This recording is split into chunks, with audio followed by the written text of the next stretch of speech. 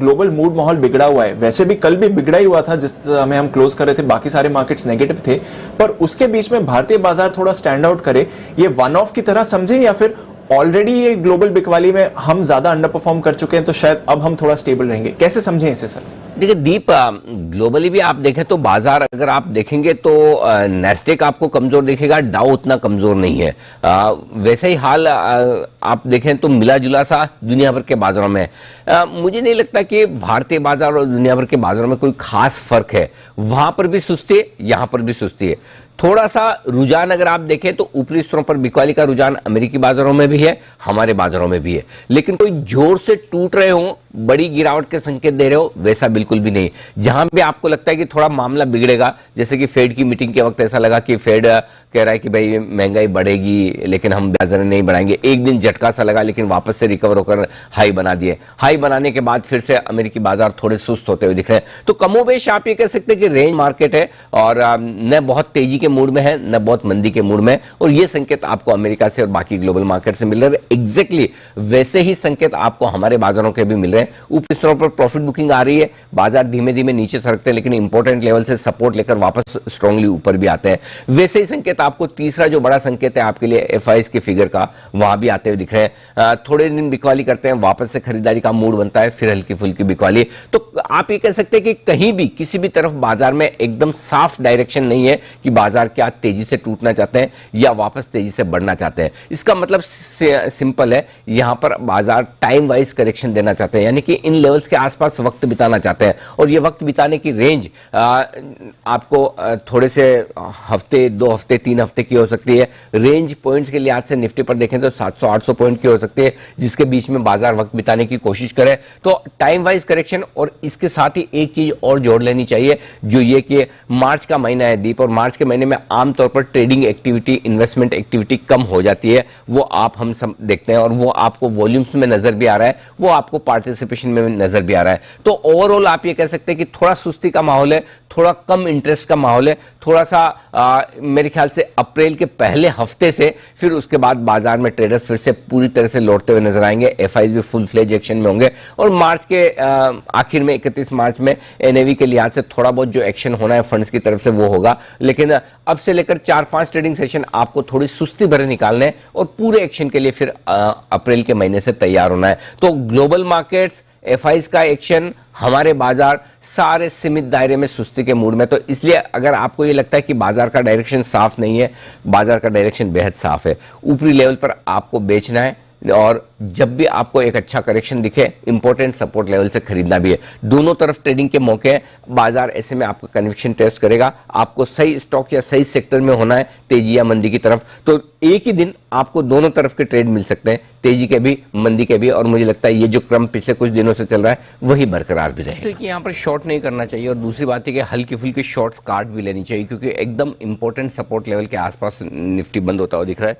14,557 का क्लोज आपने 18 मार्च को देखा था, उसके नीचे की क्लोज मेरे ख्याल से एक ही मिली है 14,529-530 के आसपास की। जिस दिन हमने 14,350 का लो बनाया तब भी हम उतने नीचे बंद नहीं हुए थे। तो मेरा ये समझना है कि आप जहां बंद हो रहे हैं वो अब तक के लोज के आसपास ही बंद हो रहे हैं, तो एक बाउंस बैक बनता है। इसका मतलब ये नहीं कि कोई बहुत बड़ी मैं तेजी की बात कर रहा हूं, लेकिन यहां पर शॉर्ट करना थोड़ा सा रिस्की हो सकता है। अब ये अलग बात है, या तो अगर कल ये सब चिंताओं के चलते अमेरिकी बाजार बहुत जोर से नीचे गिर जाए और गैप से खुले, तब तो कहना मुश्किल है। बट अदरवाइज आप देखें तो ट्रेडिंग रेंज के लोअर एंड पे हमेशा आपको ये लगेगा कि टूटने वाले हैं, खराब होने वाले हैं। लेकिन डाउ फ्यूचर्स को देखते हुए, ट्रेडिंग रेंज की लोअर एंड और कल की एक्सपायरी को देखते हुए, मुझे लगता है इन लेवल के आसपास हल्की फुल्की शॉर्ट पोजीशन काटी जा सकती है। अगर आप बहुत रिस्क ले सकते हैं तो आप थोड़ी लॉन्ग पोजीशन कर लें, और नीचे में 14,350 का पुट खरीद कर लॉन्ग कर सकते हैं। 200 पॉइंट नीचे का पुट ले लीजिए और लॉन्ग पोजीशन करनी चाहिए और शॉर्ट काटनी चाहिए। बैंक निफ्टी में 33,300 के आसपास की सबसे खराब क्लोजिंग मिल रही है, क्योंकि अब तक 33,600 के नीचे की क्लोजिंग नहीं मिली थी। तो बैंक निफ्टी में लॉन्ग करने का कंफर्ट कम है। अगर लॉन्ग करना है तो आप निफ्टी पर लॉन्ग करके यहाँ पर थोड़ा बहुत ट्रेड कर सकते हैं। 14,650, 14,700 के टारगेट के लिए आप एक बार यहाँ पर पोजीशन बना सकते हैं, या फिर थोड़ी बहुत शॉर्ट पोजीशन काट लें। अगर आप शॉर्ट हैं तो आप हल्का फुल्का शॉर्ट कैरी करना चाहते हैं तो थोड़ा सा एक कॉल ऑप्शन ऊपर का बेच कर लें, वो ज़्यादा ठीक रहेगा। 14,700 का कॉल ऑप्शन आप बेच भी सकते हैं। तो अपनी पोजीशन के हिसाब से दें। फ्रेश पोजीशन अगर बनानी है तो मेरी राय शॉर्ट करने की तो कम से कम इन लेवल्स पे नहीं होगी। इस बाजार में भी खरीदारी करनी है, कैश और फ्यूचर्स से दोनों एक एक स्टॉक है।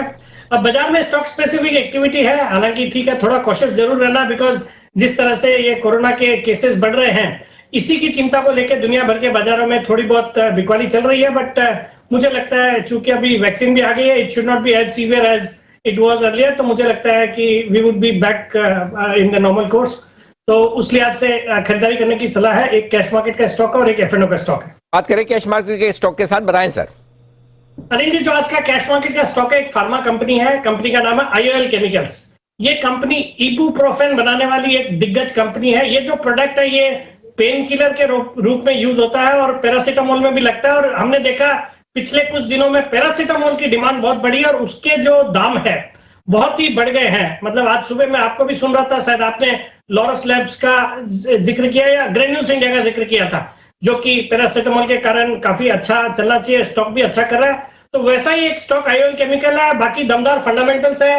Operating profit margin 29%, return on equity 44% का है, डेट इक्विटी रेशियो 0.07। दिसंबर क्वार्टर के नतीजे भी दमदार थे, 114 करोड़ का प्रॉफिट डिक्लेयर किया versus 98 crore in the December quarter of last year. तो मुझे लगता है ये स्टॉक बिल्कुल अपने हाई जो कि 900 रुपए के आसपास थे, वहां से काफी अच्छा खासा करेक्ट हो चुका है। अभी 590 के आसपास ट्रेड करता है। मुझे लगता है यहाँ पे खरीदना चाहिए। 625 का शॉर्ट टर्म का टारगेट है, 575 का स्टॉप लॉस है। ये है सेठी साहब की पसंद और एग्जैक्टली इसी थीम पर आज सुबह अनिल जी ने अपनी स्टॉक ऑफ द डे की भी रिकमेंडेशन दी थी। ग्रैन्यूल्स खरीदारी की राय दी थी, जहां पर पहला टारगेट हमें मॉर्निंग के एक्शन में आते हुए दिखा और वहां से भी स्टॉक वीक बाजार में होल्ड आउट कर रहा है। एक बार देख लेते हैं ग्रैन्यूल्स पर स्टॉक ऑफ द डे में आपको क्या सलाह दी गई थी। ग्रेन्यूल्स अब वायदा कारोबार का हिस्सा भी बन चुका है। यहाँ पर खरीदारी करने की राय है। पैरासीटामोल की डिमांड काफी तेजी से बढ़ रही है, क्योंकि वापस से जो कोविड के केसेस आ रहे हैं उसको देखते हुए जो फीवर वगैरह का मामला है, फ्लू बहुत जबरदस्त चल रहा है। न सिर्फ पैरासीटामोल के प्राइसेस बढ़ रहे हैं, बल्कि उनकी API यानी कि जिससे पैरासीटामोल बनता है उसका इंग्रेडिएंट्स जो ग्रेन्यूल्स बनाता है उसके भी दाम बढ़ते हुए दिख रहे हैं। तो डिमांड भी बढ़ रही है और प्राइसिंग पावर भी आ रहा है। 318 रुपए के स्टॉप लॉस के साथ आपको खरीदारी करनी चाहिए। 328, 334 और 340 का टारगेट रखें। Stock of the day granule sir, 328 का आपने पहला टारगेट दिया था, 330 के करीब का इसने स्टॉक अभी हाई बनाया है। सर पहला टारगेट हिट, आराम से धीरे धीरे अभी भी बढ़ेगा, चिंता की कोई बात नहीं।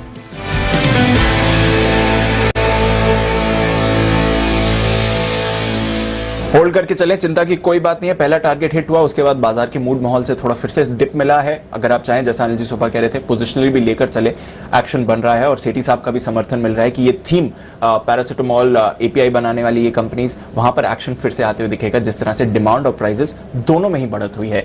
तो सेठी साहब, ग्रैन्यूल्स भी चल रहा है, IOL केमिकल्स आपकी पिक, ये भी अब एक्शन में आ रही है। बताएं दूसरी कॉल कौन सी रहेगी सर? दीपांशु, जो मेरा आज का दूसरा स्टॉक है F&O स्पेस से है, स्टॉक का नाम है मैकडॉवेल। ये स्टॉक भी आज के इस कमजोर बाजार में भी अच्छा कर रहा है, काफी अच्छी स्ट्रेंथ नजर आ रही है। और जिस तरह से हाल ही में जो खबरें आई, जो एज लिमिट कम कर दी गई फॉर लिकर कंजम्पशन, मुझे लगता है उस कारण से ये जितने लिकर वाले स्टॉक्स है, जैसे मैकडॉवेल है, ये यूनाइटेड ब्रूवरीज है, इन सब में तेजी बन सकती है। तो इस स्टॉक में खरीदारी करने की सलाह है। टारगेट रहेगा शॉर्ट टर्म में 580 का, स्टॉप लॉस रखना है 555।